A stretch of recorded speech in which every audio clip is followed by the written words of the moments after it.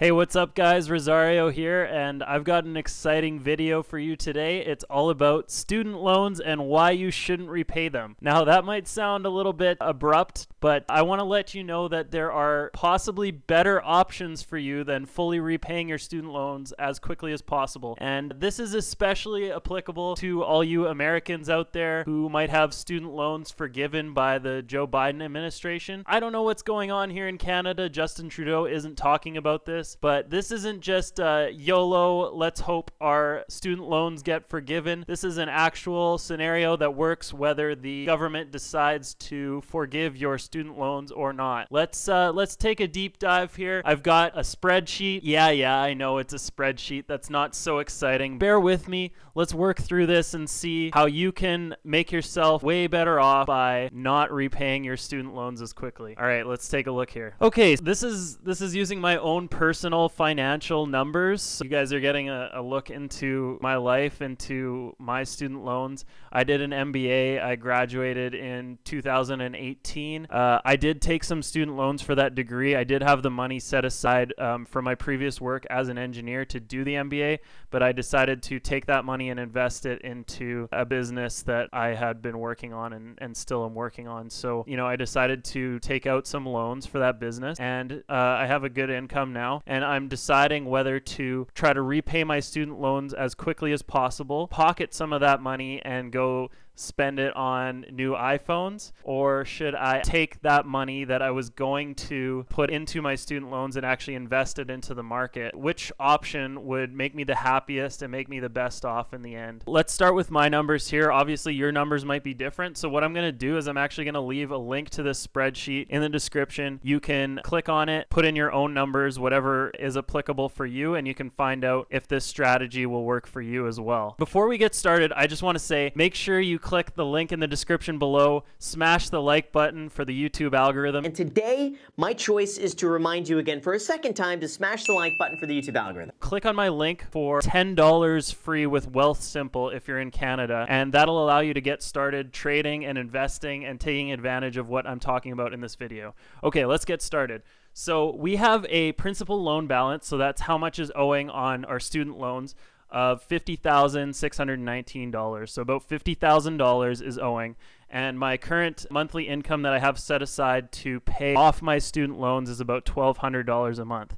So right now that's going right into the student loans. That's paying down the principal and paying the interest. The interest rate that I'm paying on these student loans is 3.45%. That might differ for you. I think that's the rate that people from Alberta are paying right now. Some provinces actually have 0% interest on student loans, which is crazy, I know. So if I'm paying $1,200 a month, how long is it going to take me to fully repay off my loans? So I did a simple calculation here. It's n per n period, number of periods, n per function in Excel, and basically you just punch in those numbers and you get 3 years and 8 months remaining in the term. I will be able to pay off my student loans at the current rate in 3 years and 8 months if I keep paying $1,200 a month. I will have paid a total of $54,032 by then, because some of those payments are interest, and the amount of interest that I will have paid can be found with this function called cum payment. I know that looks like something else. And that will come out to $3,413 of interest. So that sounds like quite a lot, right? That's a lot of interest. I want to get this out of the way as soon as possible, repay my student loans, and just be debt-free, because having debt sucks, right? Well, here's the thing. If I'm doing that, I'm not able to take any of that money and invest it. The return rate for the market averaged over the last 50 years for the S&P 500, which is kind of the big index in the US of the 500 largest market cap stocks, has been about 8% over the last 50 years, and it has been much higher than that recently. So if you expect the market to do okay, and it almost always does okay over the long term, then you could have a interest rate of 8%. If we're paying off our loan over 3 years and 8 months, we're not putting anything into any other investments, and we are going to end up with $0 in the bank at the end of this. So we'll have paid all our money towards a student loan, and we will have nothing left but a good conscience for having paid off our student loan.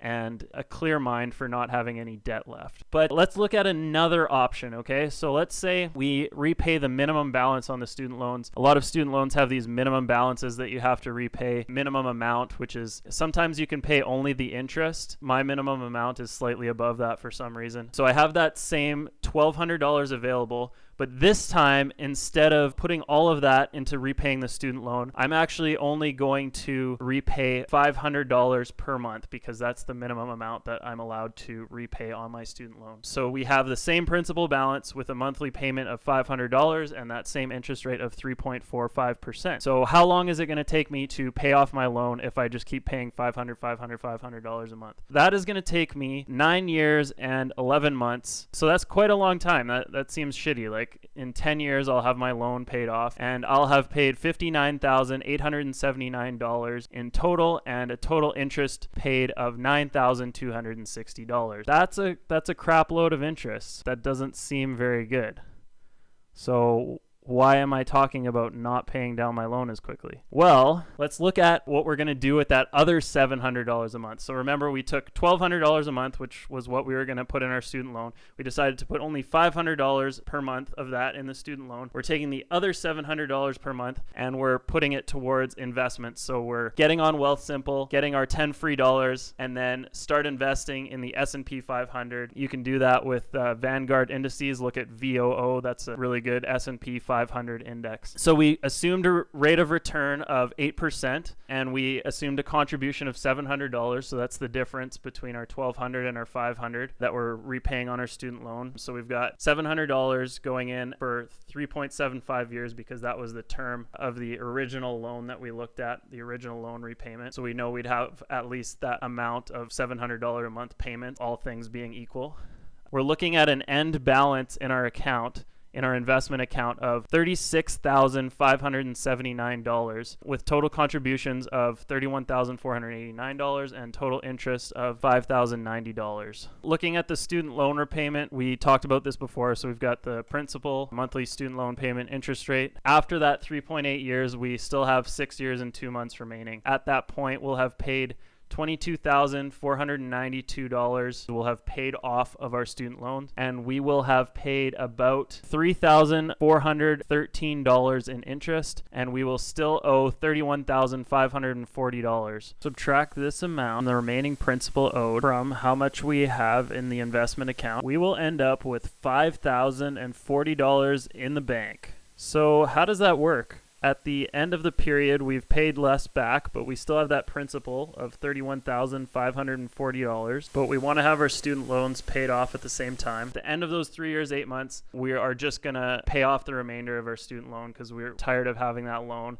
and we want to have it paid down in the same amount of time. So in option 1, we have $0 in the bank at the end. And in option 2, we have over $5,000 sitting in the bank ready for us to buy iPhones with or put in the market, invest and earn more money or save for retirement. So what happened here? The answer is compound interest.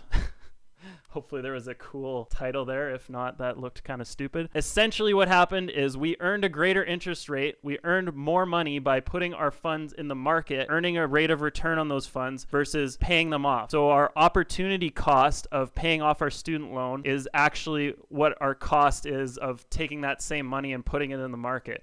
Even though interest is accruing on our student loan, we can earn interest faster by putting money in the market. The market pays us more than we owe to the government or to the bank or to whoever is giving us these loans. This is kind of the great thing about debt, and a lot of people hate on debt. I know Kevin O'Leary hates on debt. Debt is evil. I know a lot of people say that debt is awful, you should never have debt, and I think they're right to a point. Credit card debt is awful. Credit card debt is 19.99%. So if you're paying 19.99% interest, you're never going to find an investment that is going to beat that. So you're never going to be able to put your money in the market and earn more than 20% interest and make up the difference. So if you have credit card debt, pay it off as soon as possible. That'll make your debt skyrocket. It's no good. But if you have low interest debt, you can take the money that you would have used, and you have this option. Sometimes you have term loans that need to be repaid in a certain amount of time. But see here, we actually repaid it in the same amount of time by just taking the lump sum and putting it towards the remainder of the student loan. So essentially what we're doing is we're taking advantage of that larger interest rate through putting your funds in the market. And what that enables us to do is actually earn money instead of just simply paying off our loan. Really exciting, and that's something that I learned through practice and through investing and through my MBA. Something that maybe 5 years ago I would have said, oh yeah, I get that, but did I really understand it? Did I understand the power of investing compared to using that money for other things? I don't think I did, because if you're spending money, if you're and repaying debt is the same thing, you're spending money, you have to look at what your cost of capital is. And your cost of capital is basically what you could get by putting that money in an alternative investment. So guys, I want to know what you think. Are you just going to go YOLO and spend that $1,200 a month buying iPhones and cool gadgets? Are you going to pay off your student loans and reduce your stress and just do that as quickly as possible? Or are you going to try this third approach, that is, paying off your student loans by investing in the market first and then paying them off later and having money left over to do all the things that you love in the future? Let me know down in the comments below. I'll be really excited to know what you guys think. Please let me know if these kind of videos are interesting or helpful to you. If this is boring and you know this already, let me know. I've got lots of things that I want to talk about. I'm excited to help you guys out. That's why I'm here. For now, cheers. We'll talk to you later.